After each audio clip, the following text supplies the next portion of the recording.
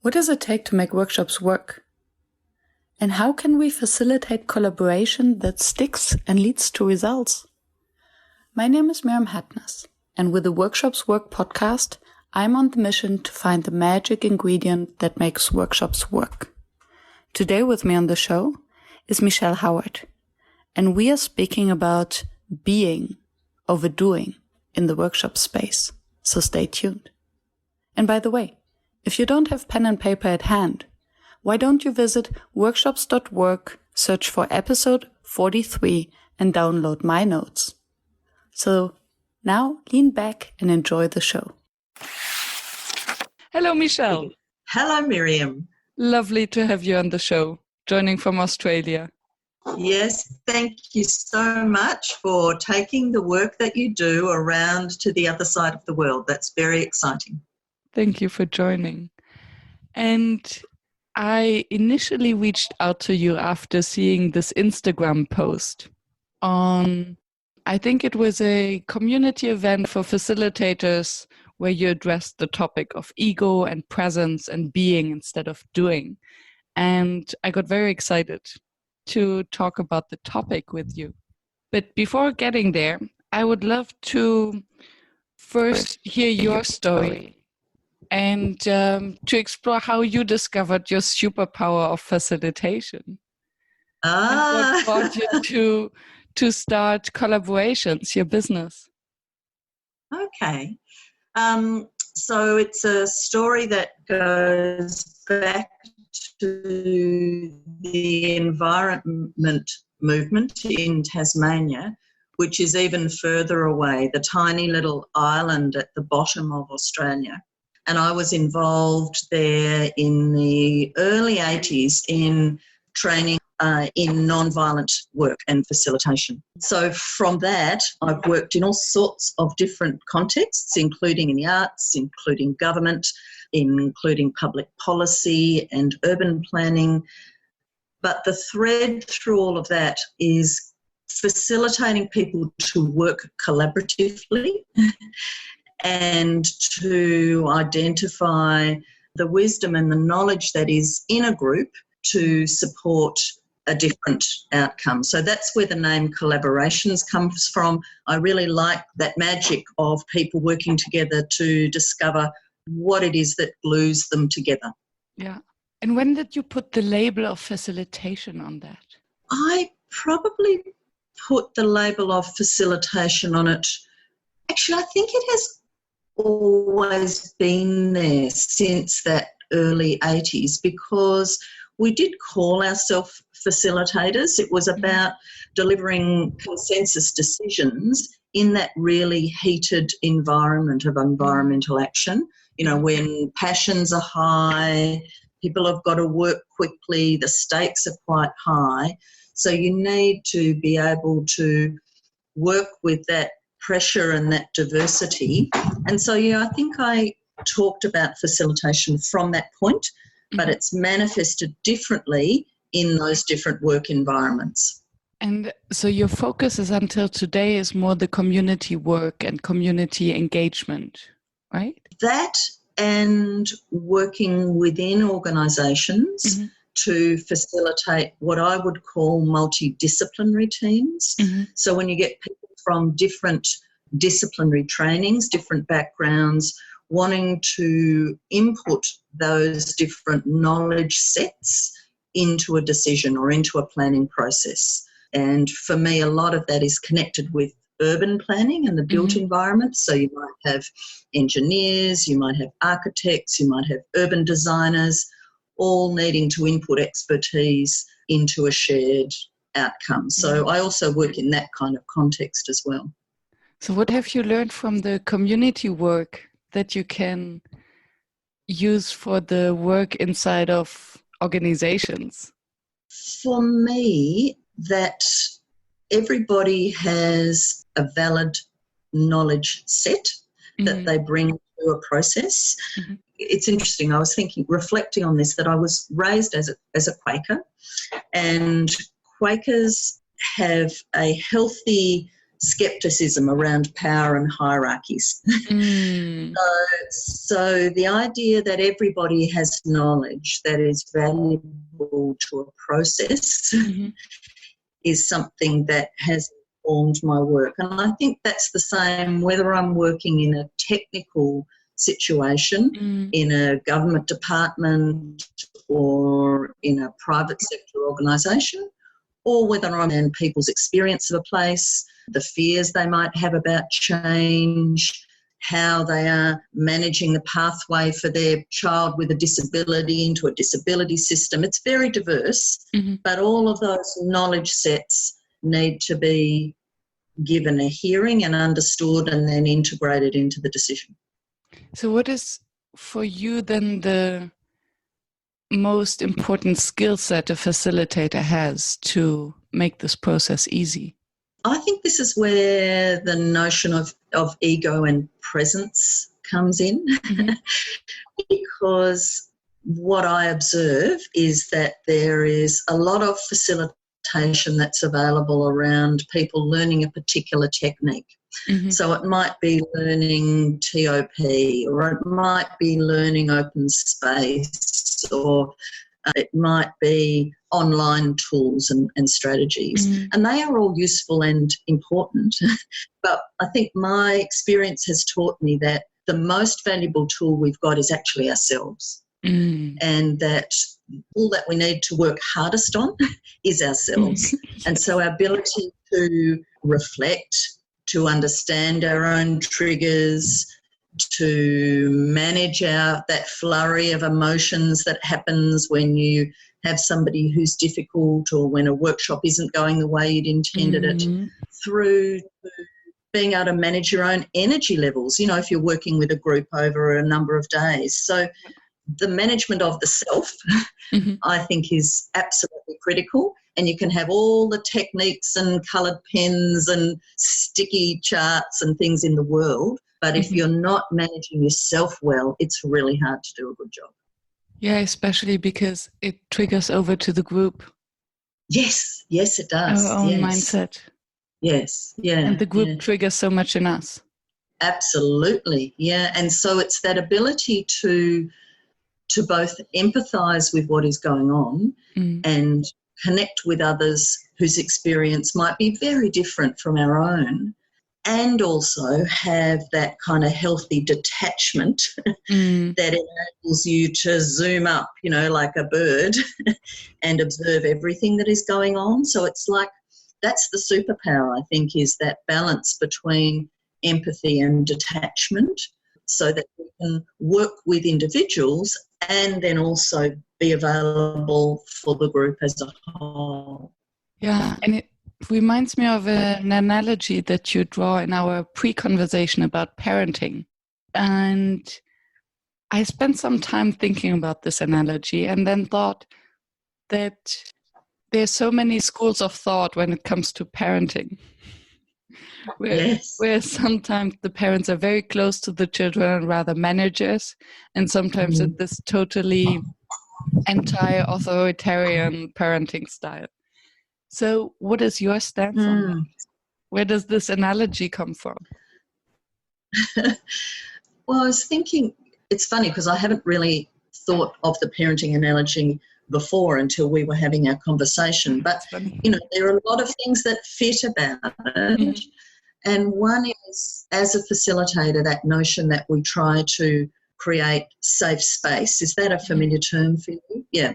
So that we try to create a safe, enabling, inclusive environment for our children to be the best that they can be. Yeah. And by safe, I don't mean risk-free. I actually mean safe to take risks.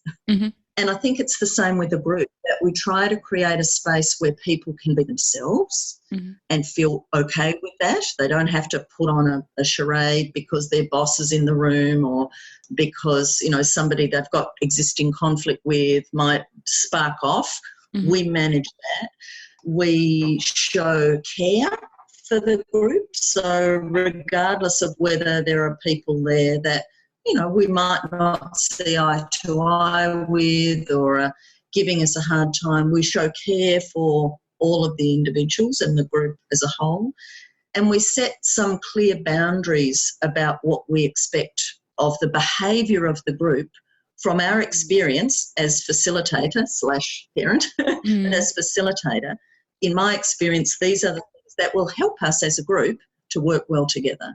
And then I think there's an important role, once you've created that safe space, to know when to step back and allow the group to experience its own wisdom and its own power.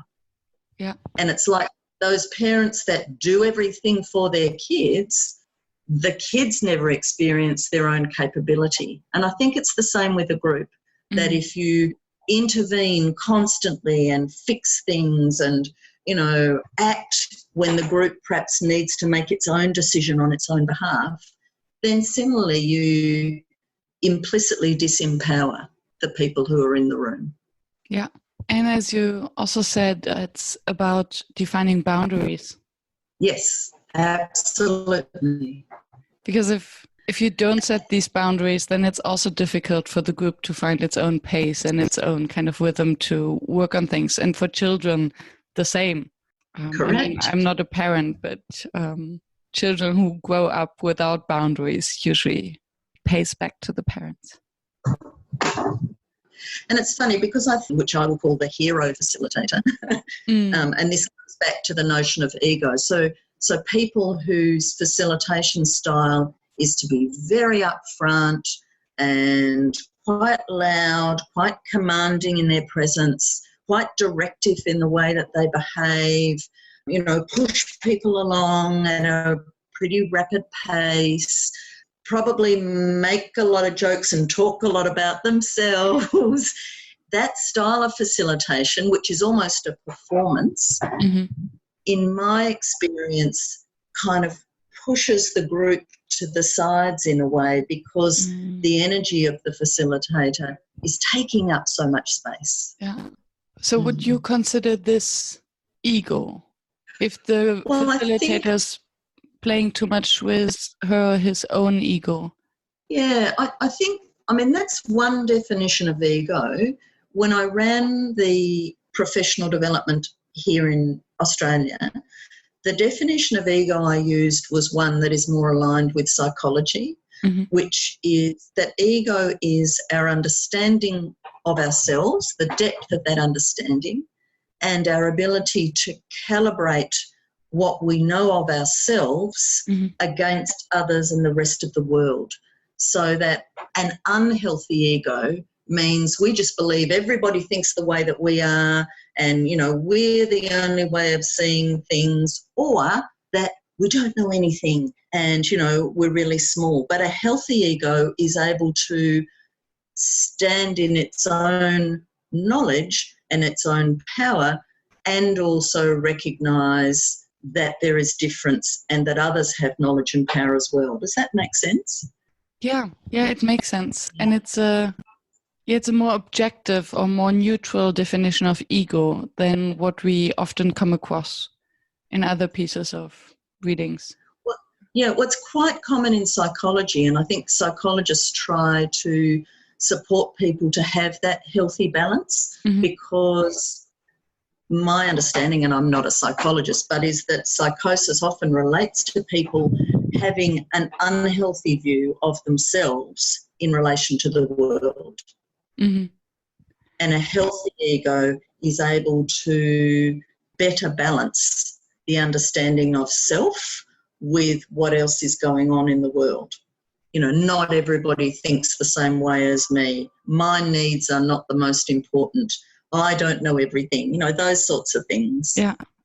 And so I think it's so critical for facilitators to have that balance, because we are not the knowledge. We are not really what matters. When we leave the room, what matters is the group has experienced its own power and its own wisdom and owns whatever has happened in the process, and we should then be invisible. We don't matter once we leave.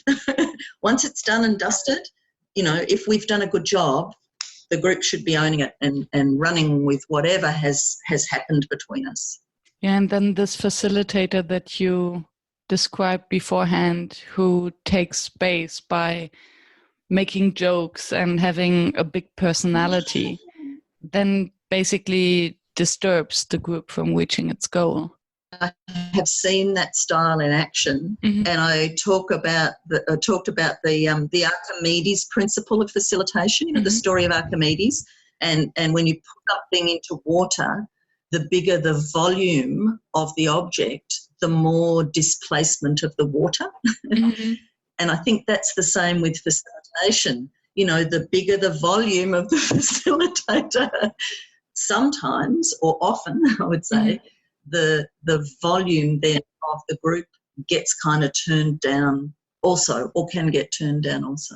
Yeah. So that's why for me the notion of our presence as facilitators is really critical, and understanding that our presence has an impact on the group. You know, whether we're tired, whether we build rapport, whether we are, you know, warm and welcoming, all of those things that are about the way that we are being rather than what we are doing. Yeah. Can we learn that? Or is it a natural born superpower that we have or not? I think you can learn that. I think you can.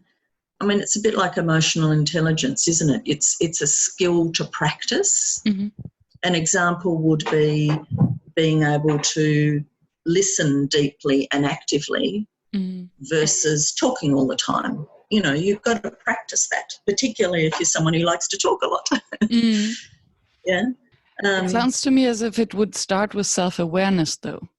Because I guess if you're a person who talks a lot and who needs a lot of needs a lot of resonance from the group, then they might not be aware of this need and of taking so much space.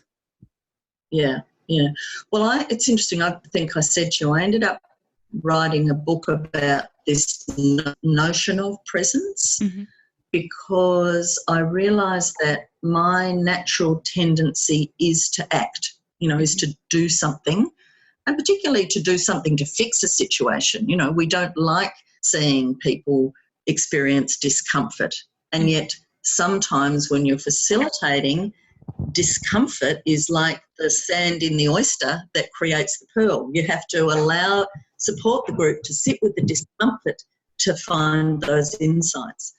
So therefore, being able to be present is something that I realised I have also had to teach myself over time and resist my own tendency to intervene and to act and to be the hero facilitator that fixes it for the group. So, so I, as I said, ended up looking at the situations that have helped me to learn those skills and then retelling those stories in a way that I'm hoping I can share the insights with other facilitators, but also get them to self-reflect, which is the term that you used. And I think that's so important. Yeah. And when I think of a group sitting in discomfort, and I totally agree that this is very important, it seems to me as if you need, as a facilitator, a big chunk of trust from the group. That you know what you're doing, because our first reflex is when we feel discomfort, we react. We try to avoid discomfort. So to get an entire group to trust you to go through this process, how do you do that? I think the boundaries that we talked about before are really important. And so that process that we go through early on in a workshop of setting boundaries, building rapport, building relationship, that for me is a really important foundation to support people to then maybe go through a process of change or discomfort. And then sometimes it's just as simple as acknowledging it, or, you know, I'm noticing that. How are other people feeling at this point? What can we learn from that? What are you guys seeing in what's going on? So that you're actually encouraging the same self-reflection in the group that you know you would need to be doing yourself, and stopping people from putting the barriers down and reverting to the old behaviours and the old power dynamics that stop them maybe from doing things differently or seeing a different solution or a different outcome. It's funny, there's a poem that has really inspired me that I have ended up using in the front of the book. And it's called The Trough. And it's funny that I'm sitting here by the ocean now as I speak to you, because it talks about the fear that we experience when we're at sea. You know, so there's also an analogy for a group sometimes feeling at sea. And it talks about the shape of the waves and how waves go up and down and up and down. And there's that sense of, a panic. I need to swim somewhere and get away from this difficult situation. But here's the beautiful bit that I love there. It says, but if we rest there in the trough, in the silence, being in the low part of the waves, the flow, then time alone will bring us to another place where we can see horizon, see land again, regain our sense of where we are and where we need to swim. And I just love that, because it's about sitting with discomfort, not panicking, not trying to strike out and swim through but just allowing the experience to be a teacher and not having to do anything, you know. And so that reminds me then of sometimes that situation in groups where we just have to, as a facilitator, observe and support and prompt, and we don't have to fix it. I'm Rain. I'm from Experiential Learning. We facilitate programs for executives, and we use Session Lab because it's a very easy tool to design a meeting, easy to share with your colleagues and get a script for the meeting in no time without too much hassle. So visit sessionlab.com and find out more yourself. Would you design for this discomfort? Or is it something that naturally happens? Well, if you look at the change curve, which has, those different stages of grief and fear and integration and people move back and forth, along that curve. I think any process which is about moving people from one point to another involves some kind of change and the integration of new thinking and new ideas. And somewhere along that process, even if it's for a microsecond, people are going to get afraid, this isn't possible, or, they're still going to be the same when I walk back into the office tomorrow, or this organisation won't really support us. All of those things that go through people's mind. So how do you deal with that doubt, that panic, that discomfort, acknowledge it, and then look at the possibility for things to be another way? So, yes, would you design for it? Yes, and it might be, a conversation about barriers to change. So just addressing the uncomfortable topics. Yes, which are often skated across, on the ice and not necessarily embraced for the lessons that are inherent in that discomfort. I would like to come back to the notion of presence, and that that the being part is more important than the doing part of learning techniques. And you said that it's like emotional intelligence, that we can learn it. That you refer to emotional intelligence, and that we can learn this presence as much as we can learn emotional intelligence. So if you were, and I don't know whether you do, but if you were to train future facilitators, what would be the first lesson then? Well, the first element I think that has helped me, and this came from, I do quite a bit of work in the Indigenous context in Australia with Aboriginal communities, and one of the aunties in Tasmania, where I'm originally from, her comment to me a while back was, you have to know your own story. So I think one of the first things we have to do as facilitators is really unpack who we are and where we are from, and what are the challenges and gifts in that, you know. And it might be, well, an example for me, I'll give some examples. So an example for me is being born in Tasmania and spending a lot of time in the bush with my grandfather. So I know that part of what I bring to my workshops is a real respect and awareness for nature. And I will often use nature in my workshops. And so whether that's, you know, having natural objects or whether that is spending time out in nature, that's an element for me. Another thing that I bring from my Quaker background is a real respect for silence. And so in some of my workshops, and there's not a huge buzz or a bubble, but people have time for their own quiet reflection, which really suits those people who don't like to talk all the time. Yeah. So I guess I'm using those illustrations to say that I think our presence, our self-awareness is very much influenced by our journey to facilitation and what's influenced that. So that would be something I would suggest to people who wanted to explore that more.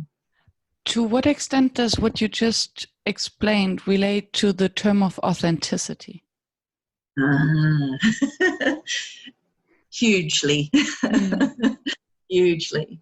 And I think that's another learning from, you know, the last 30 years or so, is that I think there was a phase, and there still is some element of this, I think, where people walk into a room as a facilitator and they put on a role. They think they have to leave themselves at the door and they have to be a facilitator, whatever that is, you know, like I'm in costume now, a power jacket on. And I remember running this session that I do, the Authentic Facilitator, in Singapore. I had a woman from Japan in the room, experiences of unpacking our stories and looking at who we are rather than just what we do. And she said, I've realised that I don't have to play a role. I can be myself. That's so powerful. Yeah, and I think that's something sometimes that we maybe don't think enough about, is what of ourselves, you know, the strengths, the richness, the knowledge, the humanity, do we bring into the room that enable us to do a really good job, useful, you know? And we get triggered by, we need to, and that's part of the self-awareness. Yeah. Then there's other bits of ourselves which are rich and wonderful and should be very much on the table and not left at the door. It sounds to me almost as if we need to give ourselves permission that as we are is just enough, and we don't need to play a role of this super facilitator who comes in and saves the world. I bought a T-shirt at the School of Life in London, and it just says, it's a blue T-shirt, and in white writing it just says good enough. And I just think, good reminder. Such a good thing to remind ourselves of. Yeah. Today I need to be good enough. Yeah. And my job is to empower and support this group to also be good enough, and between us, be and useful and valid together. Yeah, I love the School of Life. I bought a blue bag there, and it says in big white letters, emotional baggage. There, I mean, it's similar. It's such a great reminder, and people seem okay. Yeah. She has something to carry. It's all right. Yes, that's right. Absolutely. Yeah. Yeah. It must have been such a powerful moment for this lady in Singapore to realize that she doesn't have to put on a mask. And I wonder to what extent these kind of revelations come when you have the opportunity to be in a community of other facilitators.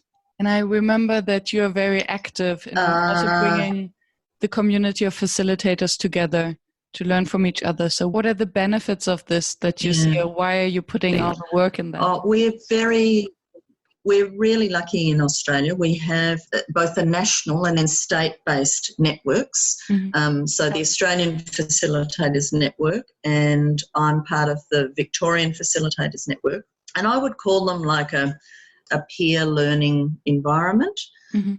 We meet once a month, and by we I mean it's open to anybody. There's no formal membership. It's very loose, but somehow it's worked now for, I think we've been going for 21 years Australia-wide. Wow. Yeah. Last conference we had our 21st birthday. And so it's all completely voluntary. And the way it works is people bring an idea that they are exploring. So this is coming back to the trust and vulnerability. They bring an idea that they are exploring to the monthly gathering, and we'll run a little workshop for their peers and then have a conversation about, what we've all learned, what could be different.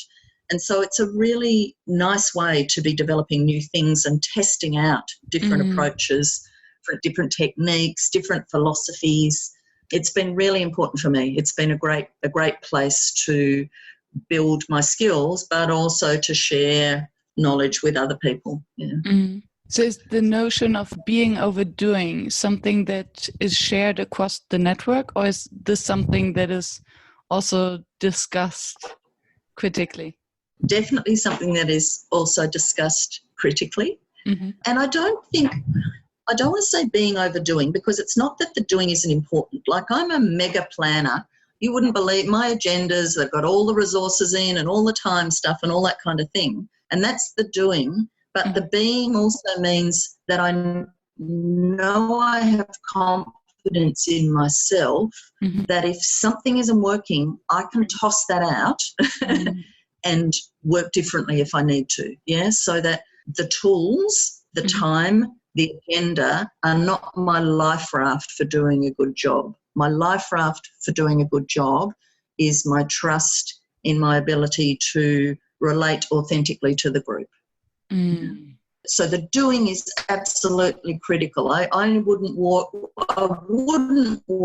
into a workshop without doing good planning or preparing nice materials or any of those things at all.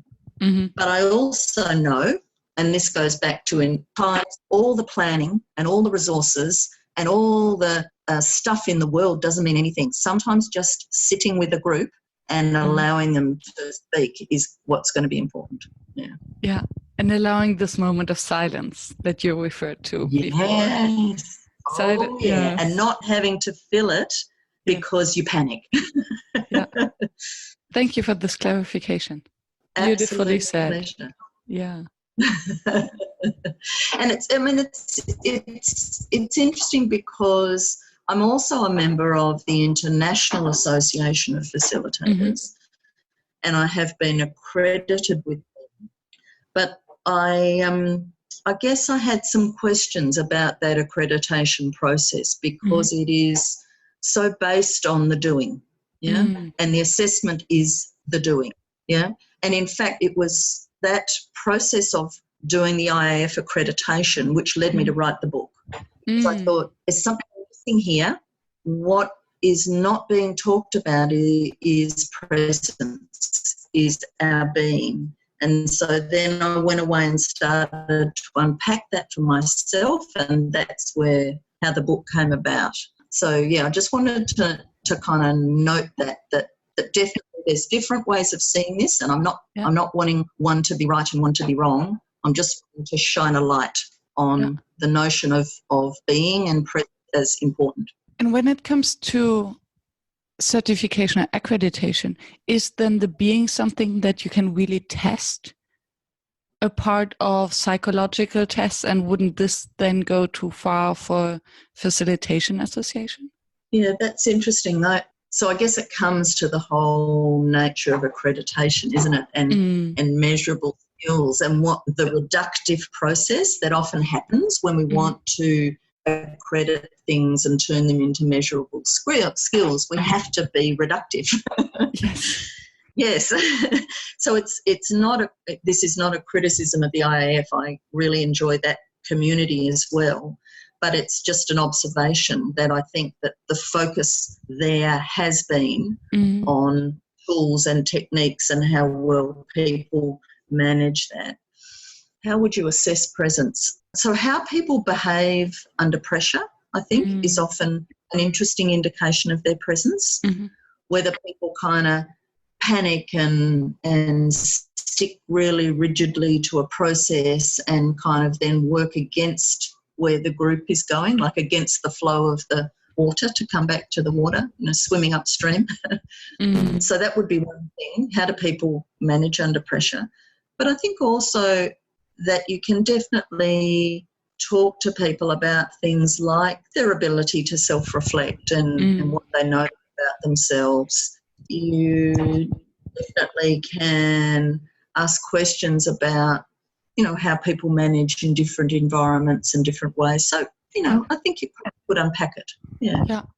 And maybe just by checking that they're doing the regular inner work by doing workshops or inner work themselves, working with the coach maybe. I think that for me is the other benefit of the AFN and the VFN is that I've got colleagues and peers that I know I can bounce ideas off, and if I've got a difficult client or a situation I haven't dealt with before, there's such a lovely trust and generosity in that group.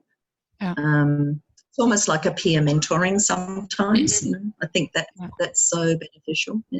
You just mentioned him. I'm curious, when you have a difficult client, what would be your general definition? What makes a client difficult? What makes a client difficult? A client that is unwilling to explore the real reason while they are doing things. I often find that the first thing that a client says is not actually the most important thing to be dealing with. And so for me, the questions at the beginning of a client relationship, which help you sort of dig a bit deeper, you were talking about digging deeper, dig a bit deeper to get to the real motivation for doing this work. So that's one thing. If a client isn't willing to kind of do that digging, that's really difficult. And then I also think a client that doesn't back you. So again, I'm thinking of a story in the book that I called The Red Jacket, about a particular situation where we'd done a lot of planning and we'd, engaged really widely to design a process and everybody was on board. And then the CEO of this particular organisation came in right at the 11th hour and sort of literally threw the whole picnic cloth. So a client that isn't willing to back the group and trust the group and allow the integrity of a process to follow through. And then another one would be a client that pretends to do all of those things, but then at the end of a process doesn't honour the outcomes of what's happened. And goes, okay, well, we've had a lovely time here and that's really wonderful, these strategies you've come up with and the priorities and the whatever, but that's difficult. And it sounds to me as if in these moments, then it really pays off to have this presence and this notion of who you are as a facilitator, because only then you can deal with such a client. Yes. Where all the techniques actually don't help you. Don't help you. And for that last one, where the client wants to kind of pull the rug out of the process right at the end, if you've been the kind of facilitator that has done a lot on behalf of the group and the group really hasn't experienced its own power and its own knowledge, then they are in a really vulnerable position when you leave. Because instead of being able to back themselves, understand where this has come from, argue it through again if they need to, know the people in the room that were on the same page, all that stuff. If you've done a lot of that for the group on their behalf, then they can't follow through in the same way when you're not around. They're just lacking the self-confidence, and for a good reason, because they might not know what's actually theirs and what is coming from the facilitator, so from the outside. Yes, yes. And I think, also, coming to techniques, I think there are some techniques which also do make it difficult for people to experience the power of collaboration, that there are some techniques which are inherently competitive or value individual contributions over group contributions and don't give people that same sense of their common understanding. You would know the techniques where people fire stuff up on the screen. That's interesting and very dynamic. But I sometimes watch that happen and think, well, where's the common ground here? Where's my understanding of what my neighbour thinks or the person on the other side of the room thinks? And how do we mesh our individual perspectives to reach that common understanding and then feel quite empowered by that and quite like high ownership of that? Yeah, good example. Which brings me to one of my standard questions. What would be your favorite exercise to do with the group? There's lots, because I think we do over-rely on words, and I work with culturally diverse communities quite a lot, and so either words are not useful or can mean different things for different people. And I've also worked with people who are not literate, and I've worked in the disability sector with people who aren't verbal. So I think we underestimate the power and the usefulness of images. I will often use images as a way of introduction, so people might choose an image that relates them back to a place where they feel at home, or an image of a place that inspires them. I might use an image where I want people to identify strengths of the group, and so people, again, use that visual prompt rather than words to spark a conversation or to get them to think differently. So one of my favourite techniques, would be the use of imagery and to activate a different part of the brain as well. Yeah. And then you would invite the participants to bring this image to the workshop. So they have a kind of prep task to do, to think about an image and bring it along. I usually do that work. So I'm thinking of something I did recently where I just prepared lots and lots of different images of different places. So forest places, desert places, water places, whatever. And people introduced themselves and spoke about a place, that makes them feel at home. And it's a slightly different way of people introducing. We created affinity groups based on the way that people had chosen an image that had water in, or an image that had mountains in, or an image that had forest in. And straight away, people had something in common, so the water people, the forest people, the mountain people. And it was just lovely. It was gentle. People learnt something about one another that they hadn't known before. So this would be the warm-up. Yes. I mean, in that particular situation, I use the images for a warm-up. Yeah. And then you can use these groups to explore further and to go into the first kind of content exercise, or how would you then further use these? Yes. So I used then those affinity groups to do the first content exercise, which was about, this was an organisation that was going through a restructure. And so in these little affinity groups, they looked at the opportunities and the challenges inherent in the restructure. Yeah. And since they already have one thing in common, they might feel more at ease to share with each other. And they've started by talking about something that isn't work. they don't have to be an expert. So it's not, oh, well, I've got no right to talk about this because I don't know anything about IT. Mm-hmm. That everybody's got expertise. It's gentle and it's inclusive. So, it's just one example, but it shows me how imagery can be quite a powerful tool. Yeah. We used it in the ego workshop, for example, and I deliberately there selected images that showed strength and images that showed vulnerability and images that showed collective effort and images that showed, nothingness and space. And in that I said, choose an image that reflects the notion of ego to you. What does ego mean to you? And then people in a pair talked about that particular connection, So, play with imagery would be my suggestion. And I can imagine that there was quite a large variety of notions and definitions of ego.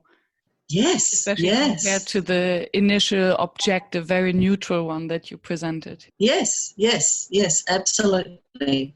And the traditional notion that, that you were talking about, that ego is about strength and boldness and confidence and those sorts of things, that was definitely present in the brief, and we unpacked that quite a lot, particularly again in relation to facilitation. Yeah. And I perfectly see then this exercise for all different topics that are relevant for the workshop. So to find an image that relates to their notion of change, of digitalization, of... What's your fear? What's your greatest fear in relation to the change that this organisation is about to experience? Yeah. Now, if we started that and we just did it based on words, we would get one particular style or way of inputting. But if I pick an image and it shows, the huge waves of the ocean, or if I pick an image that shows, masses of trees in a forest, or if I pick an image that's standing on the edge of a cliff, that provides me with such a different way of talking about my fear of the change that the organisation is about to experience. Yeah. It's quite powerful. Yeah. It includes emotions in a very powerful way, and allows everyone also to express their emotions towards this picture instead of talking about themselves.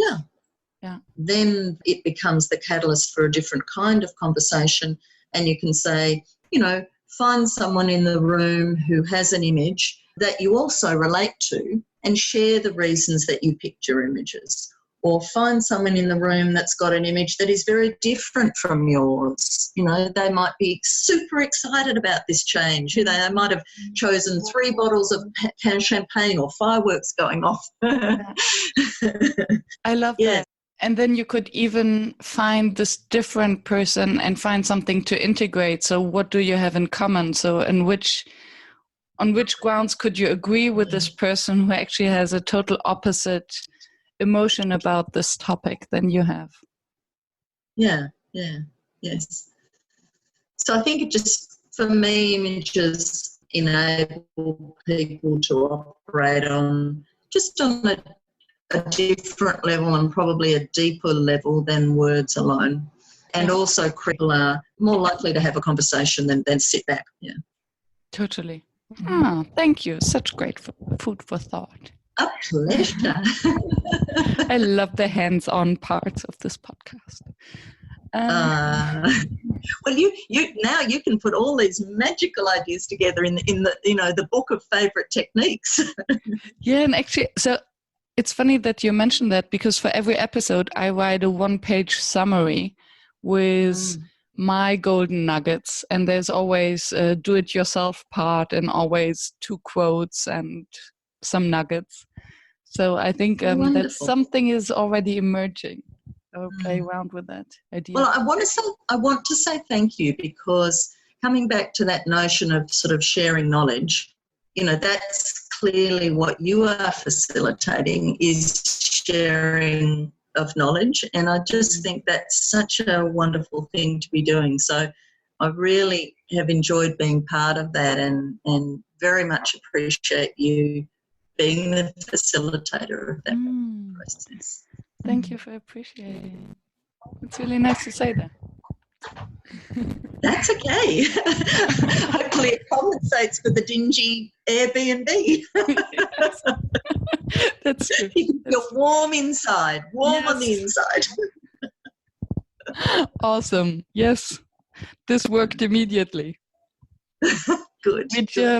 Which leads me actually by a deviation to my last final question, because that's another one that I always put on the one pager. What makes a workshop fail? I would say disconnect. So disconnect between the group and the facilitator, disconnect between the facilitator and the client, disconnect between the facilitator and the purpose. So if you're not careful about keeping those things aligned and, going with the flow, then I think even if you arrive at an outcome, often it's quite fragile, forced potentially, and it doesn't have that ownership, that stick that we know it needs to have a life beyond the 4 hours or the 6 hours or however long you've actually spent together. So I think staying really connected and having that strength of rapport and relationship with the client and the group and the purpose that would be my immediate response to that question, I think. Awesome. Which means being very, very present and in the moment with what is going on, because things change. Surprise. In fact, one very wise colleague said to me, and I noticed somebody posted about this recently in terms of leadership, that being good at improvisation is in fact one of the key skills of a facilitator. Being able to think and on the fly and change things as you need to and respond to what the group is giving back to you is really important. So if you are disconnected from that, then it makes it really hard to do a good job. Yeah. Yes. I wrote a blog article about why every facilitator should take improv classes. Oh, perfect. I am with you on that. Yeah. Yes. Yeah, I have a theatre background.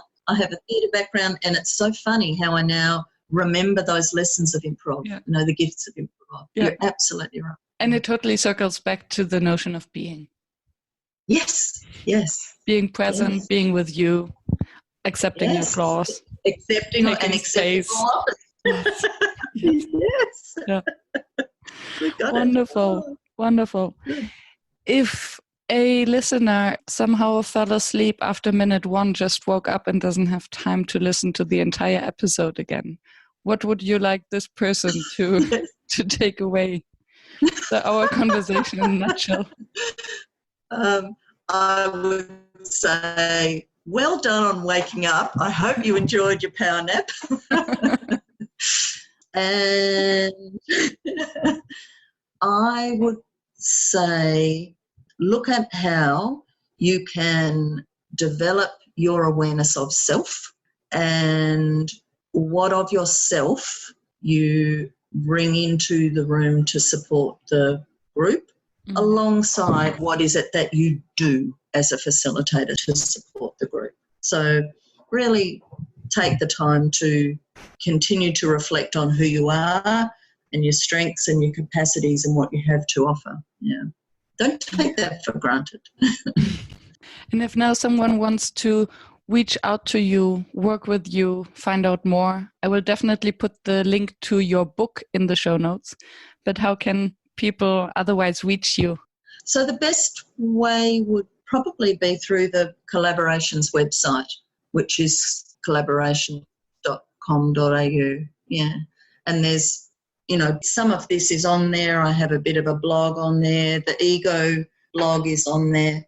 So, yes, I would really love also just to hear from people who are thinking about these same ideas that teaches you, not necessarily the big loud ones. So would love to hear from people who are contemplating the same ideas. Awesome. So, dear listeners who hear that, please reach out to Michelle. Find everything in the show notes. Beautiful. Thank you so much for your time and for sharing, Michelle. That was absolute pleasure, Miriam. You are very skilled at what you do too. A lovely interviewer. Thank you. Appreciate it. Thank you for staying tuned and listening to the show. I appreciate your attention as I know how busy you are. If you enjoyed it, please subscribe and engage by sharing your comments and thoughts, and visit workshops.work to download the one-page summary. I'm looking forward to seeing you back at the next episode, and I wish you a fruitful day.